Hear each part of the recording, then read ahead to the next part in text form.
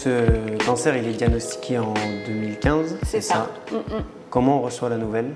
Bienvenue sur ce 5e et dernier épisode. Si vous n'avez pas vu les 4 premiers épisodes, je vous invite sur la chaîne YouTube de Réflexion. Sinon, je vous invite aussi à aller voir le site web sur lequel vous pouvez retrouver des articles qui présentent tous les parcours d'individus qu'on a pu interviewer, ou alors l'Instagram et le LinkedIn sur lequel on propose d'autres contenus et on relaie aussi tout le contenu qu'on poste. Donc ce cancer, il est diagnostiqué en 2015, c'est ça. Comment on reçoit la nouvelle? C'est la plongée, c'est une plongée dans un monde totalement inconnu, où tout, absolument tout est nouveau. Les lieux, les personnes, le vocabulaire. Il y a quelque chose de vertigineux dans l'annonce d'un cancer. Probablement parce que c'est une cause de mortalité importante.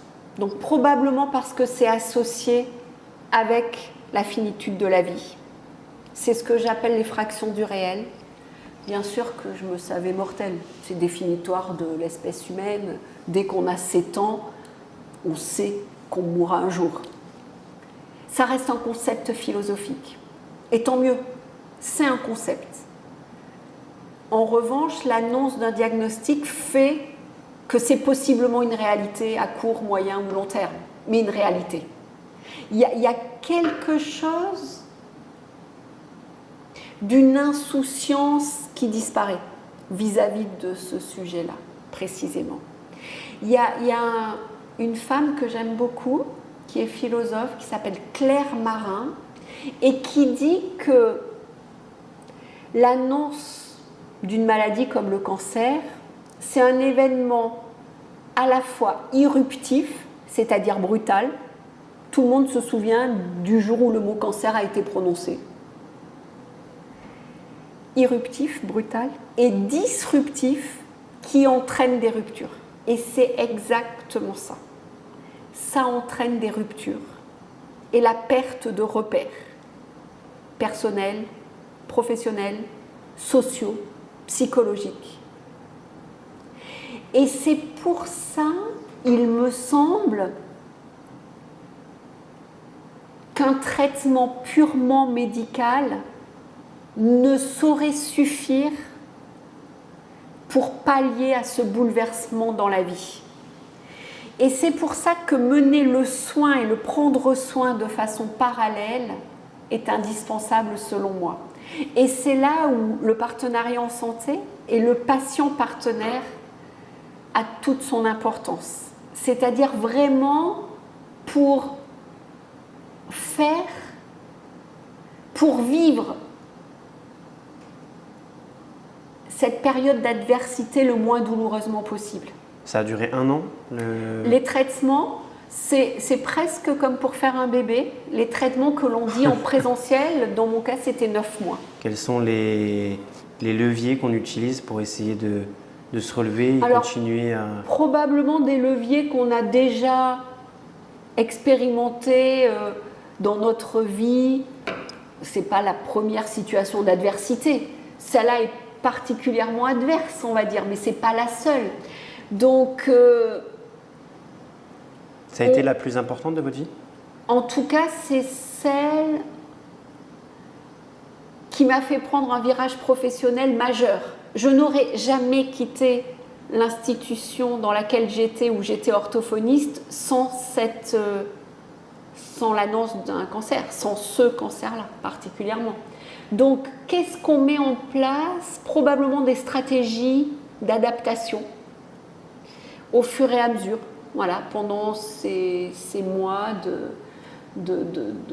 c'est une grosse tempête, voilà, avec des grosses bourrasques. Mais entre deux bourrasques, le soleil brille à nouveau, il y a des petites brises, et puis à nouveau ça souffle très très très fort, il y a à nouveau un orage, et on essaie de faire en sorte de rester assez stable dans l'embarcation qu'est notre corps en fait, dans cette tempête. J'aime pas du tout la métaphore de la guerre. Je ne me sens ni une combattante et j'ai pas mené une guerre. J'ai vécu une tempête. Parce que dans le cadre du cancer, où ce sont nos propres cellules qui nous trahissent. C'est très particulier. Donc moi je ne savais pas, c'était mon corps qui était un champ de bataille. Mais l'ennemi, c'était des cellules parmi les autres que je nourrissais. Enfin, pour moi, la métaphore de la guerre ne me convient pas du tout. Je préfère grandement celle d'une grosse tempête. À la suite de ça, je pense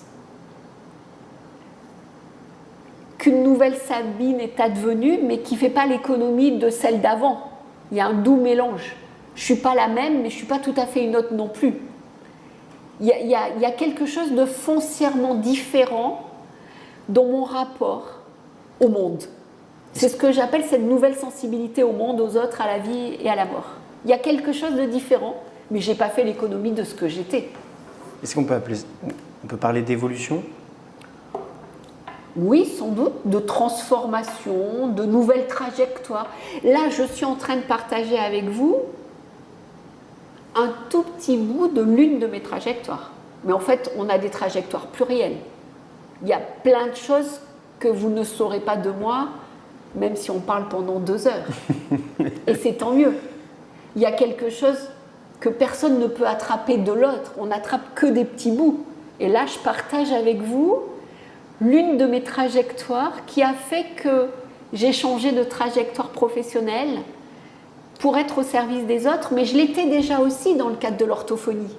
J'étais face à un public, le mot public n'est pas le bon, mais d'enfants en situation de vulnérabilité, parce que la maladie psychique, c'est une fragilité. Là, c'est une autre vulnérabilité, une autre situation de fragilité, avec des femmes qui sont des adultes, contrairement aux enfants. Mais c'est toujours à la faveur de rencontres qu'on avance ensemble. Oui, je pense que c'est les deux. C'est-à-dire que moi, j'étais convaincue d'avoir envie de faire un métier où l'humain avait une place de choix. Voilà, je voulais d'abord être institutrice, puis après orthophoniste et désormais patiente partenaire. Il est toujours question d'une relation et d'une rencontre. J'ai découvert une citation que j'aime beaucoup de François Tching qui dit « Ce qui se passe entre 2 personnes est plus important que les 2 personnes elles-mêmes. » Et c'est exactement ça, le partenariat en santé. C'est-à-dire que au cœur, c'est la relation de soins qui compte. Et le patient, il fait partie de l'équipe de soins au même titre que les professionnels de santé. Il est producteur de soins pour lui-même aussi. C'est un vrai job de se soigner. C'est un vrai job de franchir un parcours de soins. Et parfois, il dure toute la vie, ce job-là. Et c'est très important pour moi, patiente partenaire, de faire émerger cette idée chez l'autre. Vous savez des choses que personne ne sait de vous, et on va faire avec vous. Ça va être la dernière question, mais dans 5-10 ans, vous voyez où ? Alors, j'ai commencé un peu tard ce nouveau métier, hein, donc je pense que dans 5 ans, c'est dans pas longtemps 5 ans, je pense que dans 5 ans, je continuerai à œuvrer, à être engagée dans le partenariat en santé. Là, je vous ai parlé d'un tout petit bout de mon nouveau métier, mais je travaille aussi beaucoup à l'implication des patients dans la recherche, y compris la recherche fondamentale. Et pour ça, j'ai intégré un groupe de recherche qui s'appelle le site intégré de recherche en oncologie, Brio à Bordeaux, qui est un des 8 CIRIC de France, où sont réfléchis les projets de recherche en oncologie. Et je représente au COPIL de ce CIRIC, justement, un comité de patients et de proches. Je suis très, très intéressée aussi sur la formation des professionnels de santé, parce que j'ai idée que si on leur montre pendant leur formation qu'on ait une réelle plus-value, quand ils seront professionnels, ils auront envie de travailler avec des patients partenaires. Donc là, on travaille à moyen et long terme. Donc ça, dans 5 ans, j'ai encore beaucoup de marche à gravir parce que c'est un énorme chantier. Dans 10 ans, je pense que j'écrirai peut-être sur cette expérience incroyable d'avoir été au tout début d'un changement de paradigme. Et il faudra le documenter, l'écrire, et peut-être que ce sera comme ça que j'organiserai ma vie. Je ne sais pas.